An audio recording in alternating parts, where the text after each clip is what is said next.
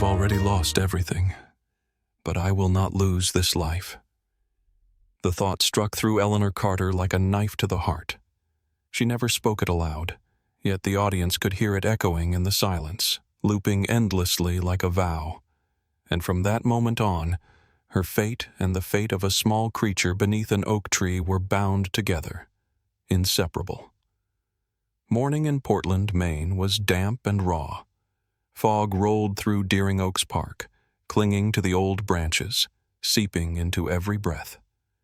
Eleanor walked here each morning, her steps slow along the gravel path. It was the only habit that had survived the storms that had stripped her life bare. Her husband, Michael, gone in an instant from a heart attack. Her only son, Ben, was killed just months later in a car accident. Since that day, she had lived alone with only 2 strays, Whiskey and Mabel, keeping her company in the small house near the bay. Her steps today, so familiar, faltered. From a distance, beneath the old oak, a dark shape appeared. At first, she thought it was just a trash bag left behind, but instinct whispered otherwise. That shadow carried life, a faint stirring her aging eyes, blurred by grief and years, still managed to catch. As she drew closer, the air around her froze. It was a Doberman puppy, barely 3 months old. Its body was skeletal, ribs jutting sharp enough to tear through skin. Patches of fur had fallen away, its belly hollow from hunger. But what stopped Eleanor's breath was the grotesque swelling on its neck, a massive tumor engulfing the fragile head. The skin bulged red and inflamed, pus oozing with a stench that begged any passerby to turn away. It was chained to the oak with rusted iron. Its eyes were deep wells of darkness, staring blankly into nothing. And then, like a fragile miracle, it made a sound, a bark. No, not truly a bark, more a shredded noise, hoarse, broken, as if the throat itself had rotted. The sound carried no menace, only a raw plea that cracked the heart. A cry so faint it could be ignored by anyone pretending not to hear. But Eleanor heard it clearly. She knew the voice of a soul already letting go. And then she saw the paper. A bent piece of cardboard propped against the roots, letters scrawled in harsh black, "Not worth keeping." 4 words, colder than any Maine wind. This was not abandonment. It was a sentence, a declaration to the world that this fragile being was unworthy of life. Eleanor's whole body locked. She could not breathe. Michael's face, Ben's laughter, the silence of her empty house, all came crashing back. She knew exactly what it felt like to have fate spit those words at you. Not worth keeping. Her private grief fused with the suffering trembling beneath the oak. If you had been there, you would have seen her hands shake as she dropped to her knees, damp earth soaking her skirt. She wanted to scream, to call for help, but her throat closed. Instead, she whispered, not only to the dog, but to herself. "Sweetheart, I see you. I won't leave you." The puppy shivered violently, pressing tighter against the tree. It didn't growl, didn't snap, only stared through half-lidded eyes. It had long since learned that cries brought only pain. The world went silent. Only Eleanor's pounding heart filled the air. In her eyes, this was no nameless dog. It was everything she had lost, everything she had failed to save. She spun toward her old car. From the trunk, buried under years of clutter, she unearthed something thick with dust.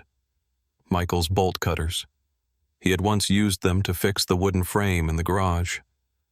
Now they lay in her hands like destiny. Back beneath the oak, she knelt. Her hands trembled as they gripped the chain. The puppy jolted, thin body slamming against the bark. Eleanor's voice cracked. "Shh. Easy now, love. Just 1 second. One heavy breath. A trembling squeeze. Snap. The metallic crack split through the fog. The chain clattered to the ground. The dog was free, yet it did not move. It sat rigid, quaking, eyes hollow as stone. Freedom alone could not shatter the prison carved into its soul. Eleanor tore off her coat, wrapping it around the fragile frame. The smell of pus, blood, and terror filled her lungs. She cradled it close, realizing with horror how weightless it was, like a bundle of bones ready to crumble in her arms. As she rose, the cardboard sign flipped in the wind, mocking. Eleanor bent, seized it, crushed it into her fist. She didn't yet know what tomorrow would demand, but she knew this. This creature would not die at the foot of that tree. With hurried steps, her breath ragged, the audience could feel the world shift. This was no longer an ordinary morning. This was a moment of fate. She strode toward her car, clutching the faintly breathing body. As the door slammed shut, she whispered like a binding spell. "You're coming with me. From now on, we live together." Dear listener, as you hear this moment, tell us, where are you listening from?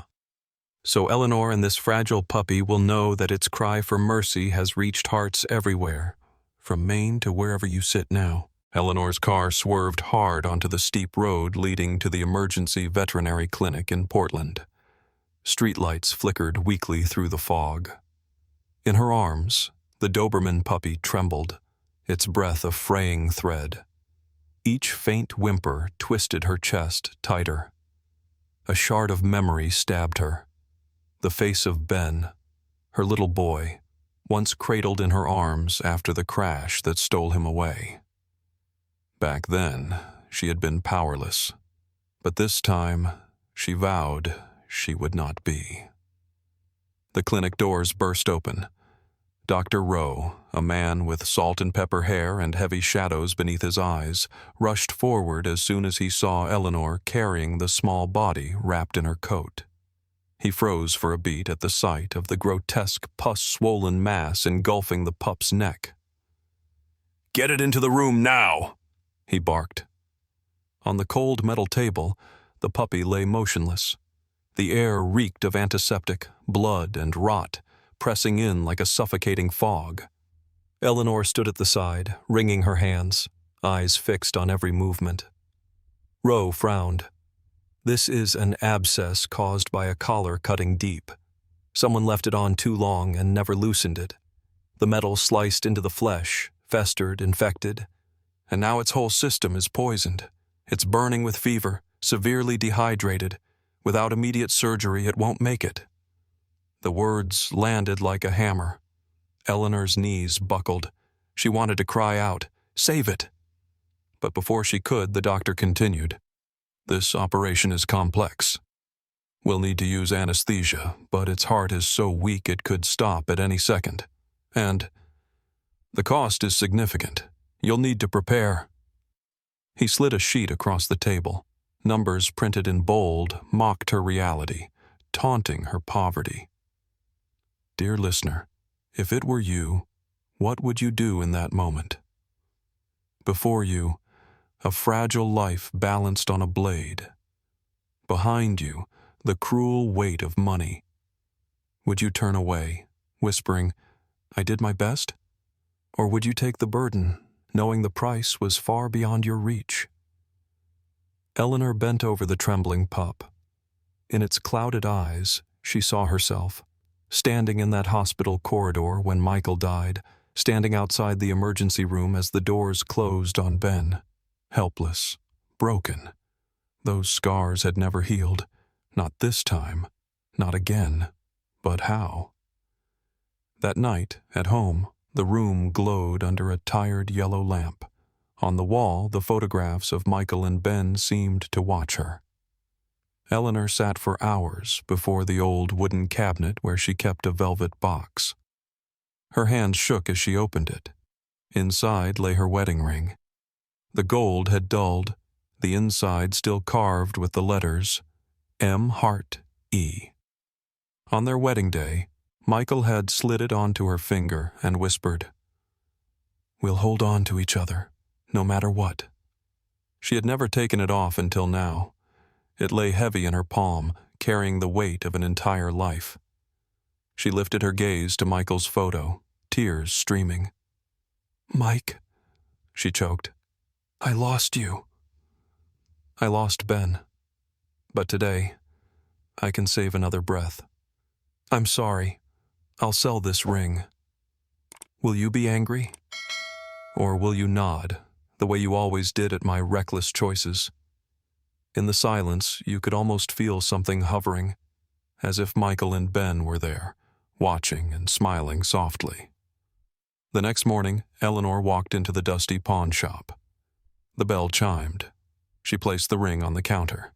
The shopkeeper picked it up, traced the engraving, then looked at her. He asked nothing. He simply nodded. Money was counted out, pressed into her shaking hand. Those bills were not just currency. They were blood, memories, a past traded for a single chance at life. Eleanor stepped back into the cold wind. Her finger was bare, but in her heart she heard her husband's whisper, "You chose right. Save it." At the clinic once more, she handed the money to Dr. Rowe. Her voice was rough but unyielding. "Do it. Don't wait." In that moment, Eleanor was no longer the broken woman who had lost everything.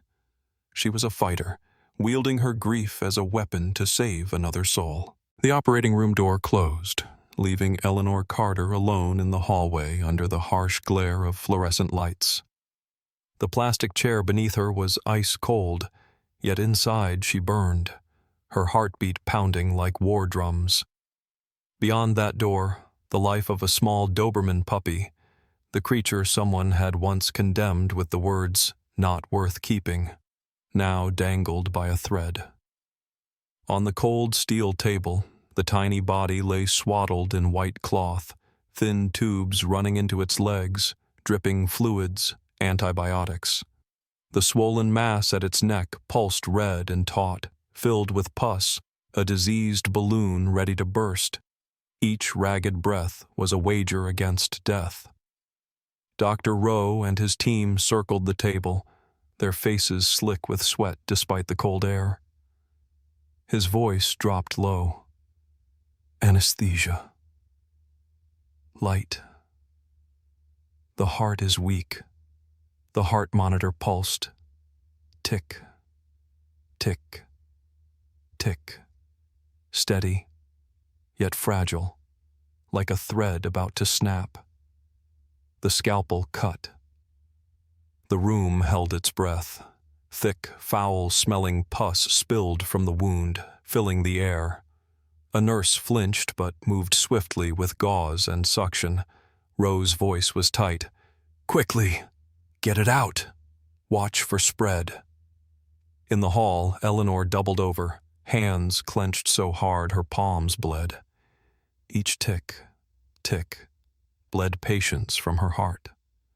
She remembered Michael's last night in the hospital, how the monitor slowed, weakened, until silence. Not today. Never again. Dear listener, if it were you, could you sit outside that door, hearing each tick tear at you, knowing the breath inside might stop any second? Or would you break, walk away, unable to face it? Inside, the second incision cut deeper. More pus burst forth, the stench choking. Rowe narrowed his eyes, separating dead tissue from living. The heart faltered, the monitor shrieked in broken rhythm. 1 second, 2, 3. The room froze. "Heart rate dropping," a nurse shouted. Rowe's jaw clenched. He pressed the wound, eyes locked on the screen. His voice rasped. "Adrenaline. Now." The syringe pierced. Every gaze was fixed on the screen. One beat, then another. The line jumped faintly. "Come on, little one," Rowe whispered, hoarse. The tick, tick, returned, weak but steady. The team exhaled, sweat streaking down their temples. Outside, Eleanor broke into tears at the sound of the rhythm returning. She hugged herself, whispering, "Michael, Ben, please keep him alive. I've given up our ring already. Let him breathe." The surgery stretched into eternity. When the last of the pus was drained, the neck swaddled tight in white bandages, the figure on the table looked impossibly fragile. A tiny body, head bowed, tubes everywhere. But he was still breathing. Rowe stripped off his gloves, wiped his brow, and stepped through the door. It opened with a clang. Eleanor leapt to her feet, heart near bursting. He met her eyes, voice weary but relieved. He made it through. But the next 48 hours will decide everything. He has to fight for himself. We've done our part. Eleanor was not a woman who let go easily. She stared back, eyes wet but steady. "Then I'll sit here. I'll wait. If he needs someone beside him to decide whether to live or not, I'll be that person." In that moment, it was no longer just a surgery to save a dog. It was a battle of will, of faith, and of the shattered heart of one woman. And dear audience, be ready.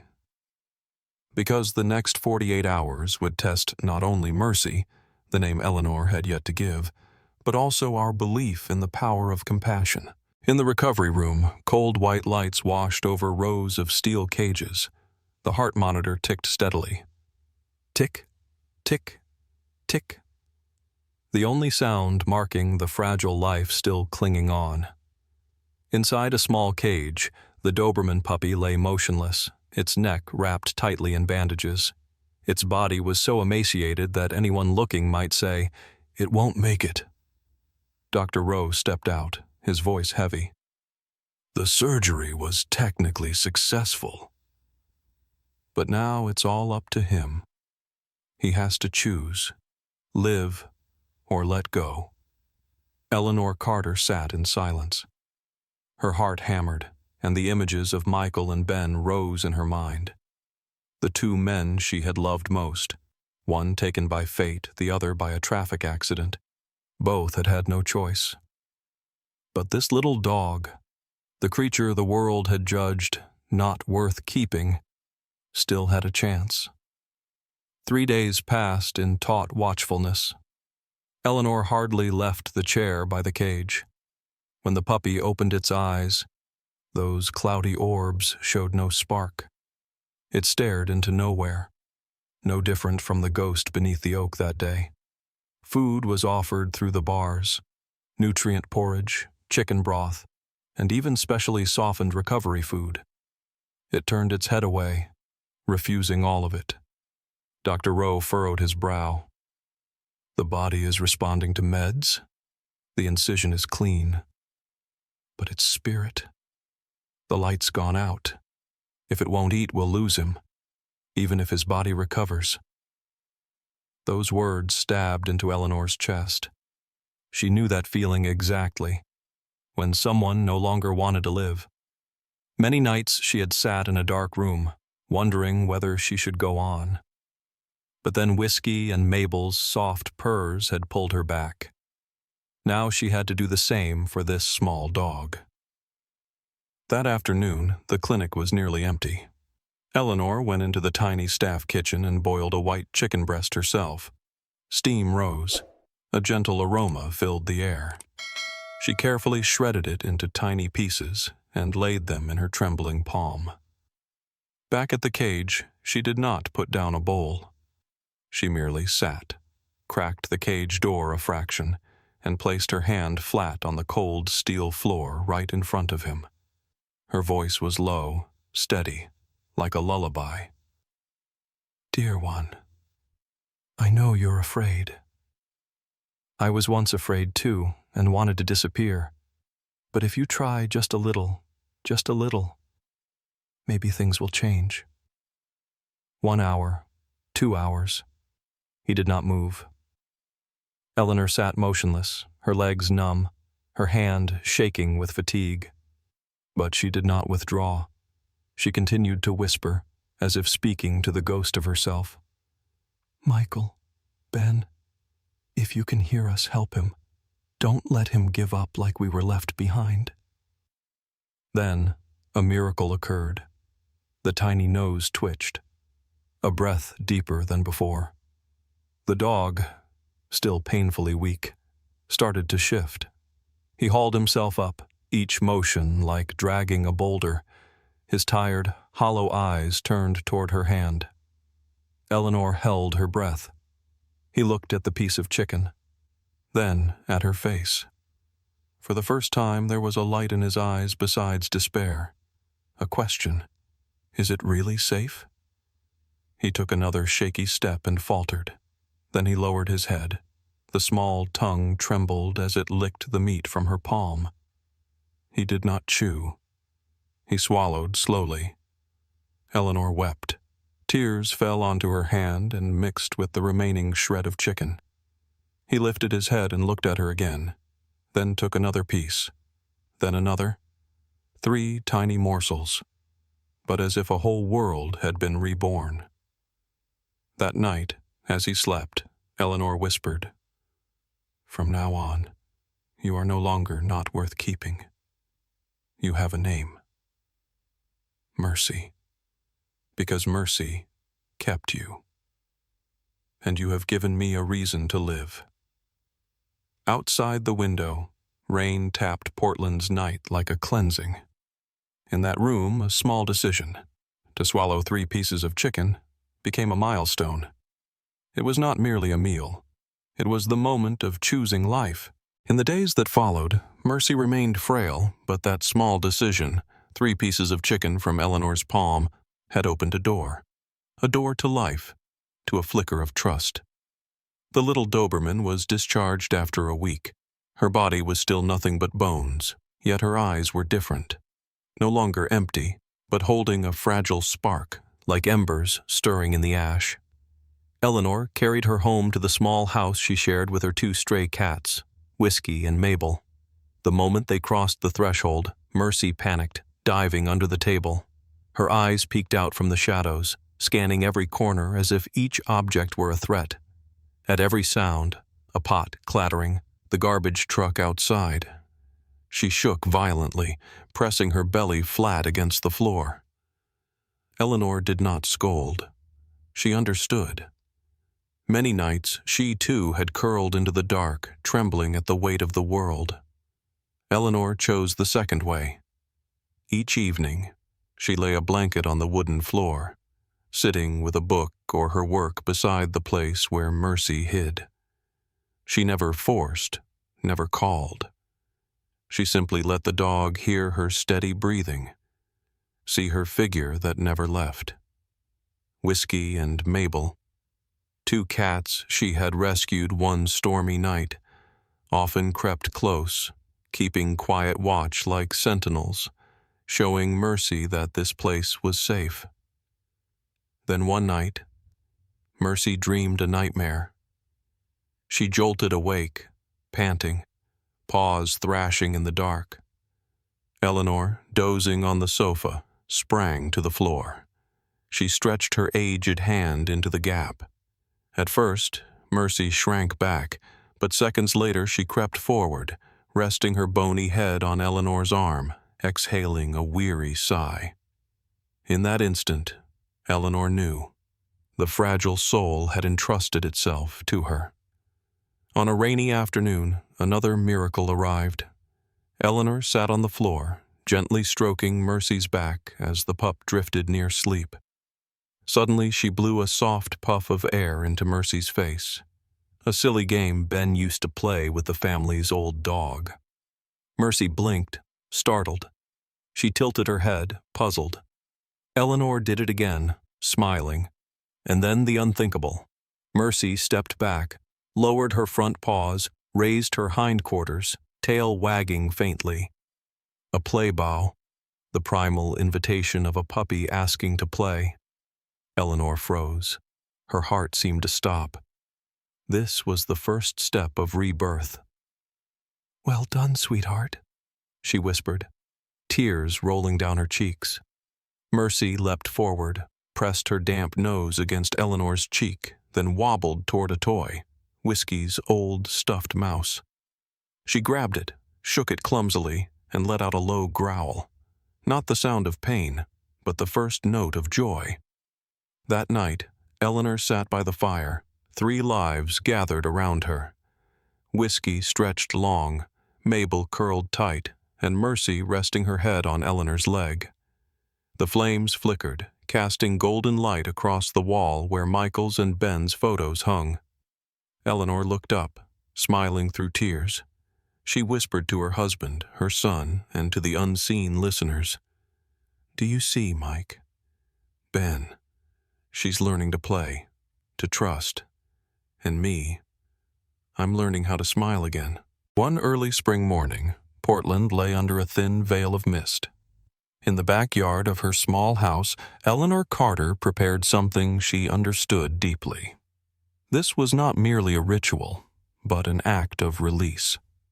On the wooden table, the battered piece of cardboard still bore the haunting scrawl, "Not worth keeping." For days, she had kept it, not to remember, but because she knew the time would come when she would erase it with her own hands. Mercy, the Doberman who had once been skin and bones and now was growing a smoother coat, stood at her side. She still flinched at loud noises, but her eyes had changed. In them, life had returned, shy, but warm. Whiskey and Mabel, the 2 stray cats from years past, sat on either side with an unusual solemnity. It was as if they were all waiting for a declaration. Eleanor picked up the scrap of paper, a chill running down her spine. She looked up at the gray sky, then whispered, voice trembling.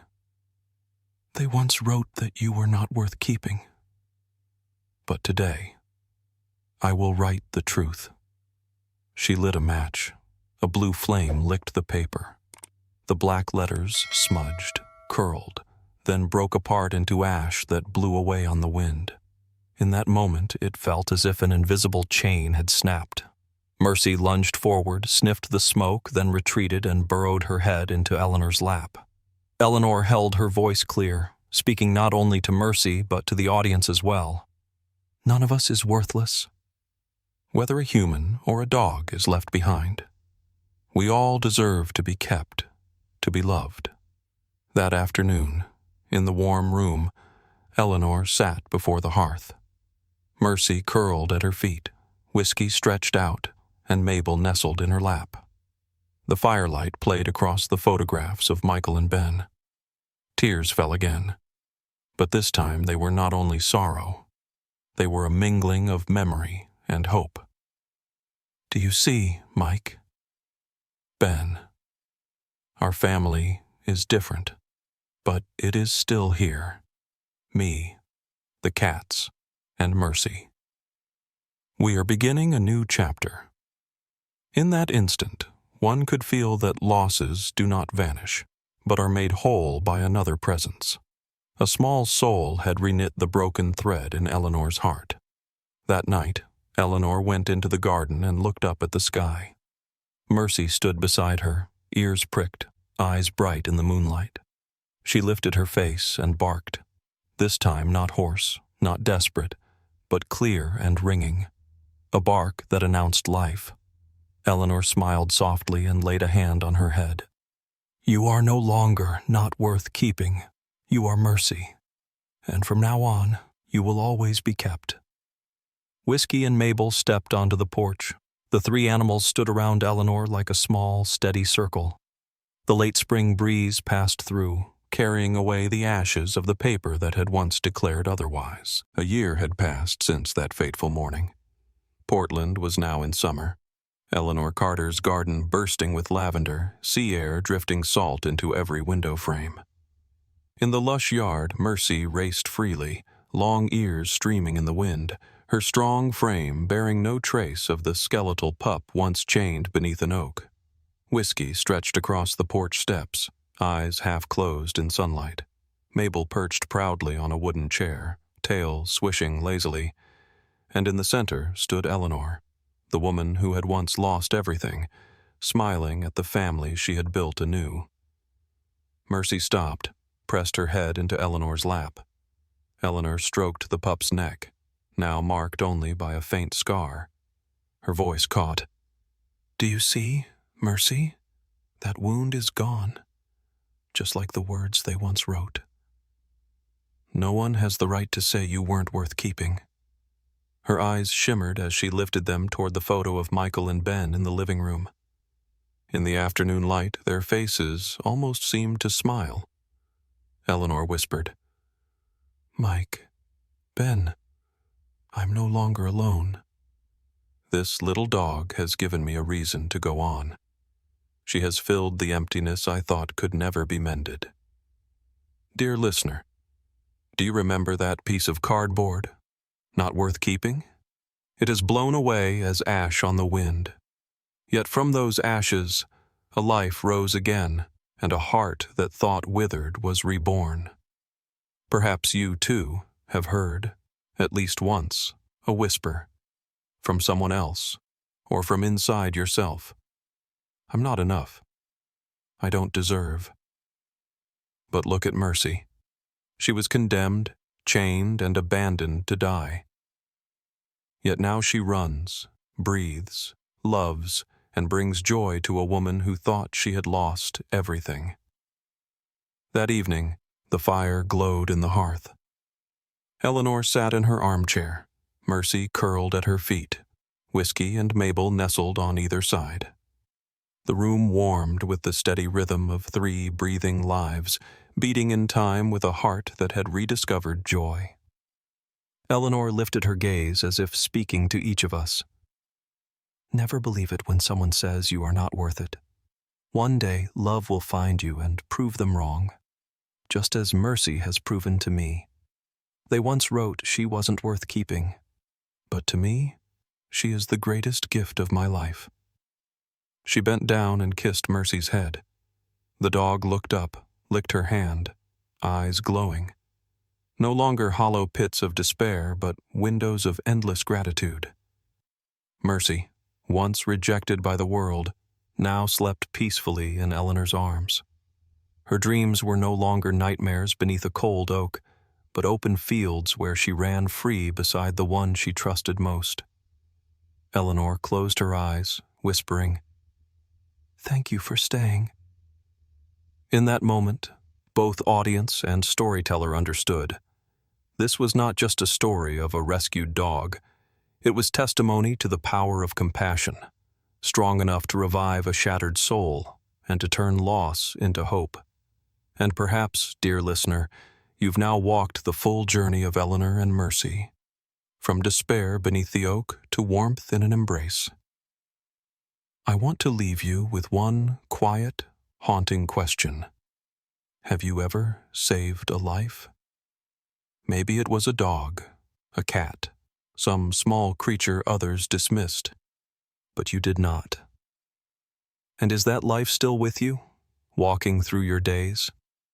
If the answer is yes, then you know that moment didn't only change its fate, it changed yours. And if not, perhaps today is the time to keep a promise in your heart. If I ever meet one, I will not turn away.